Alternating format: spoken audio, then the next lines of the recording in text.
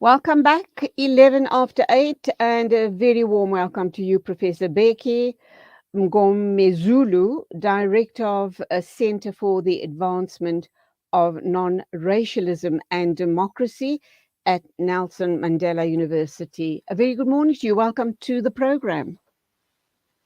Thank you very much, my sister, for having me. Good morning to you and good morning to your listeners. Okay, so there was the big 10th anniversary of the Red Berets. Malema celebrated it in style with once again, I should imagine, lots of promises and also a vow to unseat the ANC in 2024. Is he once again making lots and lots of promises? We do know that the FNB stadium was absolutely packed to capacity. What does that tell us? And regarding the promises he is making, do you think he is going to be able to deliver? Professor. Thank you very much for the question, my sister. Yes, congratulations to the EFF for having such a successful event and keeping their promise of filling FNB. Because before this happened, there was speculation as to whether they would be able to do that, and indeed they did it. So congratulations on that front. As for the content of what was deliberated upon at the event, I would say that it's not everything that the president of the EFF promised that came to fruition. It is true that since the EFF joined the political fray, it has been on the upward trajectory. No one can deny that because figures are talking for themselves. So the party has been growing in leaps and bounds, but I don't think that it will grow enough to unseat the ANC working alone. The only way that it can succeed to do that is through a coalition. I've been saying the same thing also with the official opposition, the DA. But in fact, if there is any possible gain that the EFF is likely to gain, is to basically displace the DA, because as much as the ANC support has been dwindling, the DA support has also been dwindling. And then on the other hand, the EFF support has been increasing exponentially. The EFF, the IFP, and the Freedom Front Plus are the three political parties whose support has been increasing. But I don't think that the promise of unseating the ANC will come to fruition unless through a coalition, which coalition would not be sustainable given the fact that the EFF will sign a deal with you today and then come tomorrow, then they sing a different tune and then they pull out. We've seen this happening on several occasions. If you ask the IFP, they know it very well. So, Professor Bheki, I'm going to quote Julius Malema here, and he says, "We are taking the government in 2024. The EFF is going to be the government, and when the EFF is in government, we are going to defeat poverty, inequality, unemployment, crime, create quality houses, and create clinics and hospitals. We are going to fight corruption and lock up all ANC councillors who are giving people jobs in exchange for sex in municipalities." These are the type of things he's saying. And obviously for young, desperate people who really have no hope for the future, they hold on to everything, hang on to absolutely everything he says. But when it comes to delivery, when the time comes for him to deliver, I think the all important question is easier said than done. How is he going to fund all of this? We do know that the likelihood of the EFF, being the governing party is not going to happen unless, as you've said, they form coalitions.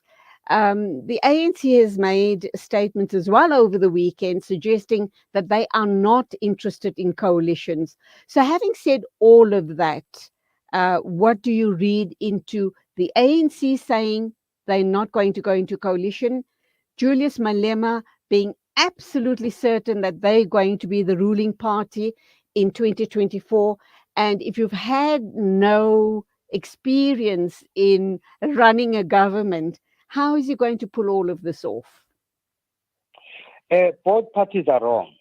The ANC is wrong, more especially Fikile Mbalula, who is the one who has been making these utterances that the ANC does not need anyone, it doesn't need any coalition. I think he's misreading the politics of the country at the moment, because signs are that the party has been going down in terms of support, while other parties, like I was saying, are going up. So then it means that in all probability, the ANC might still have higher numbers compared to other political parties, but not high enough for it to meet the required threshold to run the country. So in that case, then definitely it would need a coalition. So I think it's political negligence on the side of Fikile Mbalula as the SG of the ANC to make such utterances, because then it pushes all other political parties away, to make life difficult for the ANC in the event that it wants to form a coalition. On the side of the EFF, as I said earlier on, at the moment, the EFF is a growing party, but it is not going to displace the ANC. That one is a fact. They may deny it, of course. Then in terms of the promises that the EFF is making, first of all, I think that Julius Malema is a politician. So what he was doing is what politicians do. They make promises until they bite more than they can chew. Including the government party, they will tell you that we are going to build 5 million houses or 500,000 houses, whatever the case is, and then at the end of the term, you find that not even a quarter has been delivered. So the same will apply here. There are things that are possible, like you can fight corruption. That one is, you can do it, of course, if you make sure that the laws are tightened, and then those who are found to be on the wrong side of the law are prosecuted. So we can do that. But the issue of poverty and unemployment and inequality, all of these are dependent on the state of the economy. So the first priority should be to boost the economy. So if the economy is thriving, then all these other things are possible. But without a thriving economy, definitely none of these things will happen. Okay, let's go for an ad break. We'll be back with you in a minute or two with more pressing questions regarding the 10th birthday celebration and all of the utterances made by Julius Malema, and of course the elections being around the corner. What possible outcomes can we as South Africans hope to see, and are we going to be able to pull the country back from the brink of total disaster? So please do stay with us. Discover the Africa of your dreams and surround yourself with her spectacular beauty. Relax beneath her serene sunsets and explore wildlife at its natural best. It's where the pride of Africa comes together. The Kwantu Private Game Reserve. Get to know the Big Five or cruise on an elephant safari game drive. Interact with lion and tiger cubs and enjoy world-class halal cuisine while we pamper you during your 5-star stay. Indulge in the true African experience. For reservations, call now on 042-203-1400 or visit kwantu.co.za. The Kwantu Private Game Reserve, the place of gathering. When the perfect blend of stylish decor, exquisite halal cuisine, and warm hospitality come together, it could only mean Albeit Lodge, your true home away from home. Albeit is the ideal heaven for families, business people, and tourists with its 4-star family rooms and other luxurious facilities. Conveniently situated close to Port Elizabeth Airport, the beach, and other amenities, your stay will be truly unforgettable, as you'll be taking home lasting memories of the warm hospitality, the serenity and tranquility that Albeit has to offer. For reservations, call 041 583 6415 or visit www.albeitlodge.co.za. Ah, the kitchen, the heart of the home, where memories are made and celebrated. Our go-to place for those freshly stacked pancakes early in the morning or for that late-night snack munchies. We are in there together, cooking, eating and celebrating life together. Let's keep the kitchen a place that is shared by everyone, where we build stronger bonds and grow together. Sunfoil, Now We Cooking. Visit nowwecooking.co.za for recipes that everyone can help make. Sponsor an orphan, and you'll help support a vulnerable child. to have the education they've always dreamed of, so they can build a brighter future. You'll be feeding a hungry stomach and a hungry mind with knowledge that will last them a lifetime. That's the power of an education. Sponsor an orphan now with Islamic Relief. There's no smell that takes me back to the comfort of my childhood than the smell of black seed oil being applied by my nanny. Now I'm using Tib black seed in my own home to soothe sniffles and coughs, to help with digestion and immunity, and of course, as part of my beauty routine. After all these years, I've come to appreciate the wisdom in finding comfort and shifa in trusted treatments like Tib black seed. You can find Tib black seed at all leading pharmacies or find out more at blackseed.co.za. Rejuvenating media day by day. This is Salam Media.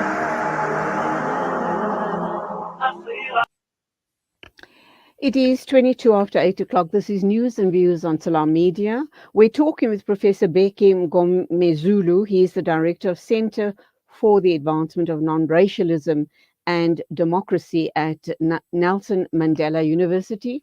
We are talking about, obviously, the 10th anniversary celebration of the EFF. Welcome back, Professor. And now let's just dwell a minute or two on coalitions. We know last week that Gayton McKenzie and a group from his political party went on a visit to Israel, according to them, to understand and to learn how coalitions work, because according once again to them, that the Israelis managed to get it right. They have been governing Israel via these coalitions for a long time. And yet we have the ANC and also Julius Malema saying that we're not going to go into coalitions. They seem to be very, very confident that they're going to be the ruling party. But undoubtedly, coalitions are the way to go. It didn't work with the EFF and the DA. It didn't work with other smaller parties. We see what is playing out in the Johannesburg City Council. It's a bit of a circus that's playing out there. What do you believe is the best way forward? We do all realize by now coalitions are the way to go. But how are they going to be successful? Because it seems everybody's wanting a piece of the pie or grabbing and reaching out for power, for positions of power within coalitions. No, that's a good question, my sister. I think the step that Gayton McKenzie has taken is a correct one. Because as things stand at the moment, the majority of our politicians have no clue on how to run a coalition. There are different types of coalitions. There is what we call a pre-election coalition, whereby you discuss the possibility of working together post the election, even before you put your manifestos together, even before you approach your constituencies, so that by the time you craft your manifesto, you are bearing in mind that with Party A and Party D, which parties we are most likely to work with in the event that we don't emerge victorious. You then talk to the electorate and say, we are going to this election to win, but in the event that we don't win, these are the parties that we think we can work with. What is your view? So you reach consensus before the election. In the main, those coalitions are like us because we have agreed on principled issues before the election takes place. Then we have what is called the post-election coalition. Those are the coalitions that happen in the boardroom without the electorate. And their democracy is questioned because only leaders meet in the boardrooms and then they decide we are unable to meet the threshold to run the municipality or the province or the country. Therefore, we are going into a coalition. We have about 14 days to make a decision. There is no time to go back to the constituencies. That becomes a problem. Then the next element is that if you have grand alliances where we have 2 or 3 major political parties coming together, it becomes easier because you can manage that. It's only a few. The moment you have coalitions of smaller parties, you will have 5 and above coming together each of which has a constituency, each of which has its own agenda, which is totally different from the next one. Those are not likely to succeed. What you then do in the event that you don't know how to run a coalition, you do what Bheki Mngomezulu is doing. You go to countries like Israel, you go to Denmark, you go to Germany, you go to India, you go to Australia, you try to understand how they've managed coalitions for so long, and then you try to work out something that will be feasible in the South African context. Because, truth be told, I will be having one seat. You only need that one seat to run a municipality or to run a province or to run a country. I will then say, fine, if you approach me, I'll give you my one seat, but I want to be deputy president, or I want to be deputy mayor, or any of those positions. That means, therefore, that our politicians are only concerned about power and they have no clue how to sustain coalitions. That is where the problem is. So the ANC is wrong when it says that it doesn't need coalitions, because, truth be told, come 2024, the ANC will still have larger numbers, but not large enough for it to run the country alone. The EFF will increase its support, but not enough for it to run the country. So there is no party that can claim that it will not need a coalition. In a way, Nelson has already admitted when he talked about this moonshot pact, because he's well aware that this is the reality we are faced with. And all politicians have to admit that come 2024, there is a high possibility that we'll have a coalition. And in the main, those coalitions will not be sustainable given the caliber of leaders that we have and given the lack of knowledge in managing coalitions that we have seen in the examples we've just cited in Johannesburg. Even Nelson Mandela Bay, where I am, is the same story. They've been unable to sustain coalitions. Professor, I'd like to digress here, and I'd like to come in with a very personal comment of my own, with due respect to you, because I am the one who raised the issue around Gayton McKenzie and a few of the members from his party visiting Israel.